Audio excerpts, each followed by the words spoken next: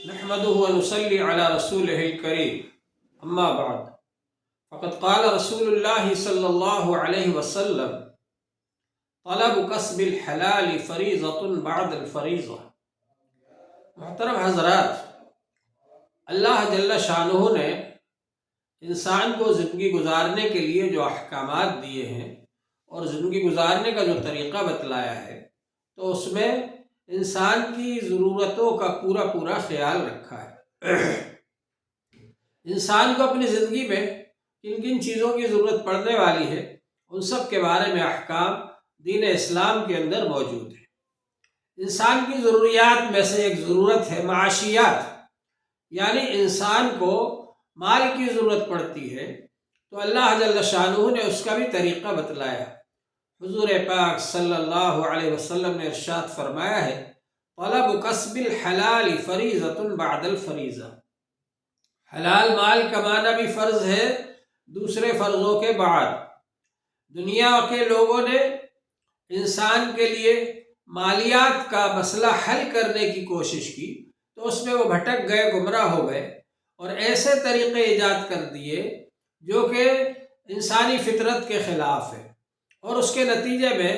اس مسئلے کو حل کرنے کے بجائے اور مسائل پیدا کرنے والے ہو گئے، اور زیادہ انسان کو پریشان کر دیا ان لوگوں نے۔ چنانچہ کمیونزم نے یہ دعویٰ کیا کہ ہم اس مسئلے کو حل کریں گے، اور ان لوگوں نے بجائے اس مسئلے کو حل کرنے کے لیے اس کو اور نقصان پہنچایا۔ یہ کہہ دیا کہ تم لوگ کسی چیز کے مالک ہی نہیں ہو سکتے، بس سب کے سب مل کر کے سرکار جہاں بتائے وہاں کام کرو، مزدوری ٹائپ کرو، سرکار جہاں پر رکھے وہاں رہو، اور جو کھلائے وہ کھا لو، اور جس عورت سے چاہے تعلق پیدا کر لو، اور اس کے بعد میں سرکار کی مزدوری کرتے رہو، تم کسی چیز کے مالک نہیں ہو سکتے۔ یہ کمیونزم نے نظریہ پیش کیا، اور یہ انسان کی فطرت کے خلاف ہے، اس لیے وہ نظریہ فیل ہو گیا، اور جس جگہ پر کمیونزم نے اپنی حکومت قائم کی تھی 70 سال کے بعد وہاں سے اس کی حکومت ختم ہو گئی، کیونکہ یہ نظریہ انسانی فطرت کے خلاف تھا۔ اسی طرح سے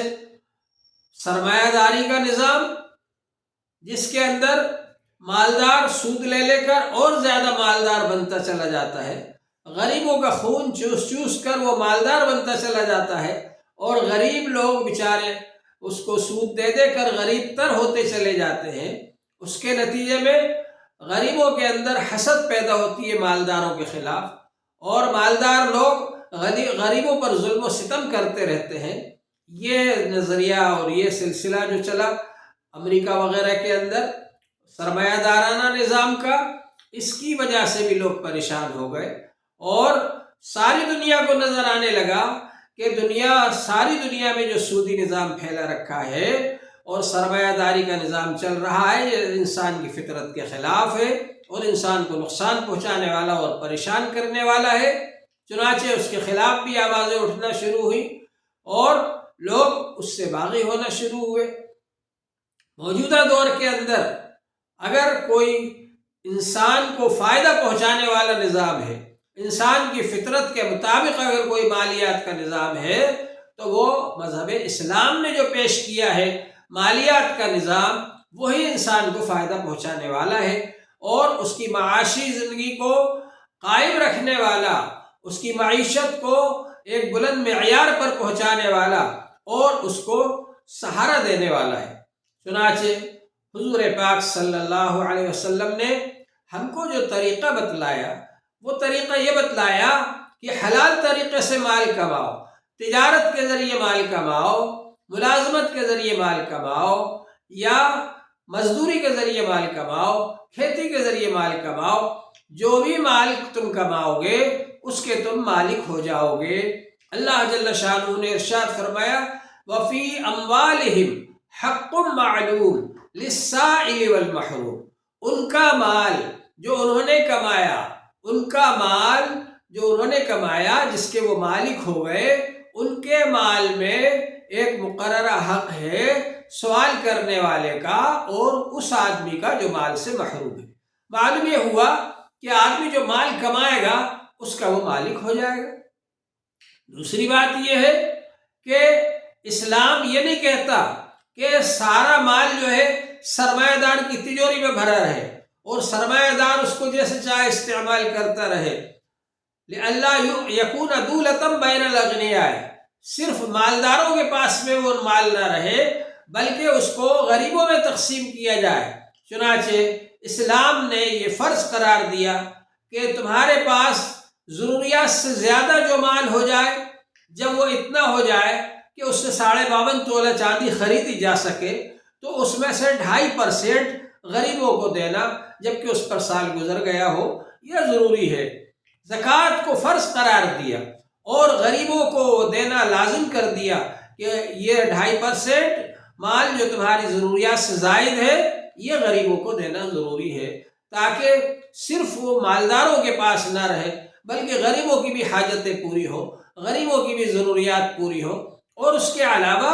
غریبوں پر صدقہ اور خیرات کرنا نفلی طور پر اس کی بھی ترغیب دی گئی، اس کا بھی ثواب بتایا گیا، اس پر بھی ابھارا گیا، تاکہ مالدار آدمی جو فرض زکوٰۃ ہے 2.5% اس کے علاوہ بھی غریبوں کو دے۔ تو اس طرح سے یہ نظام بنایا گیا مذہب اسلام کے اندر کہ جو مال تم کماؤ گے، پہلی بات تو یہ جائز طریقے سے کماؤ، حلال طریقے سے کماؤ، سود نہ لو، رشوت نہ لو اور چوری نہ کرو اور ڈاکہ نہ ڈالو، بلکہ حلال طریقے سے مال کماؤ۔ اور دوسری بات یہ کہ جو مال تم کماؤ گے اس کے تم مالک ہو جاؤ گے۔ اور تیسری بات یہ کہ جو تمہاری ملکیت میں ضرورت سے زیادہ مال آئے اس مال کو 2.5% غریبوں پر خرچ کرو، یہ بتلایا گیا ہم کو۔ چنانچہ یہ نظام مالیات حضرت شاہ ولی اللہ دہلوی رحمۃ اللہ علیہ نے حجت اللہ البالغہ کے اندر اس کی حکمتیں، اس کے فوائد بہت تفصیل سے لکھے۔ اور مولانا عبید اللہ سندھی جب حضرت شیخ خلد رحمۃ اللہ علیہ کی تحریک کا تعارف کرانے کے لیے روس تشریف لے گئے تو وہاں پر انہوں نے شاہ ولی اللہ دہلوی رحمۃ اللہ علیہ نے جو اسلام کا نظام مالیات لکھا ہے اس کو لینن کے سامنے بیان کیا، جنہوں نے کہ یہ کمیونزم کو جاری کیا تھا۔ لینن کے سامنے جب اس کو بیان کیا اور دوسرے لوگوں کے سامنے جو کمیونزم کے بانی تھے، انہوں نے جب اسلام کا نظام مالیات سنا تو سن کر حیرت میں رہ گئے، حیران رہ گئے، اور انہوں نے یہ کہا کہ حضرت مولانا اگر آپ کچھ دنوں پہلے آ جاتے تو ہم کمیونزم کا نظام جاری نہیں کرتے بلکہ آپ جو اسلام کا نظام مالیات بتا رہے ہیں اسی کو ہم جاری کرتے، اس لیے کہ انسان کے لیے اس سے بہتر کوئی نظام مالیات نہیں ہے۔ تو ہمارا یہ جذبہ ہونا چاہیے کہ اسلام نے جو نظام مالیات ہم کو بتایا ہے اس طریقے پر ہم عمل کریں، اس طریقے پر ہم دنیا کے اندر عمل کر کے اپنی معیشت کو، اپنے معاشی نظام کو